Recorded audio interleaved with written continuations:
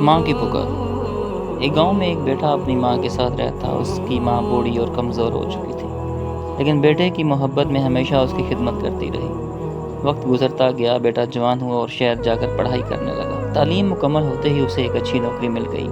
اب وہ شہر میں مصروف زندگی گزارنے لگا۔ آہستہ آہستہ ماں کی محبت اور قربانیوں کو بھول گیا۔ کبھی کبھار خط لکھ لیتا، مگر ماں کی خبر لینے یا اس کے پاس جانے کی فرصت نہ نکالتا۔ ماں دن رات بیٹے کی راہ دیکھتی رہتی۔ ہر نماز کے بعد ہاتھ اٹھا کر اللہ سے دعا کرتی کہ میرا بیٹا خیریت سے ہو اور ایک دن واپس آ جائے۔ کچھ سال گزر گئے، ماں کی صحت مزید بگڑ گئی۔ وہ بستر پر ہی پڑی رہتی، لیکن بیٹے کی واپسی کی آس اس کے چہرے پر زندہ تھی۔ آخر ایک دن ماں نے کسی پڑوسی سے کہا، اگر میرا بیٹا آئے تو کہنا کہ ماں نے اسے بہت یاد کیا اور آخری وقت تک اس کا انتظار کرتی رہی۔ ادھر شہر میں بیٹا اپنی دنیا میں مصروف تھا۔ ایک دن اسے گاؤں سے خبر ملی کہ اس کی ماں بہت بیمار ہے۔ یہ سنتے ہی اس کا دل کانپ گیا۔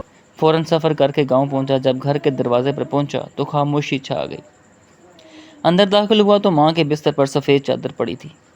بیٹے کی آنکھوں سے آنسو رواں ہو گئے۔ وہ اپنی ماں کے قدموں پر گر کر روتا رہا اور کہتا رہا، امی مجھے معاف کر دیں، میں آپ کی پکار کو نہ سن سکا۔ آپ نے مجھے یاد کیا اور میں دنیاوی مصروفیات میں الجھا رہا، لیکن اب پچھتانے کا کوئی فائدہ نہ تھا۔ ماں کی پکار اپنی آخری منزل تک پہنچ چکی تھی۔ اس کہانی سے ہمیں کیا سبق ملتا ہے؟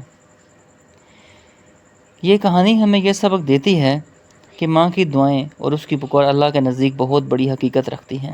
دنیاوی کاموں میں مصروف ہو کر والدین کو بھول جانا سب سے بڑی غلطی ہے۔ جب وہ زندہ ہوں تو ان کی خدمت اور ان کے دل کو خوش رکھنا اصل نیکی ہے، کیونکہ ان کے جانے کے بعد صرف پچھتاوا باقی رہ جاتا ہے۔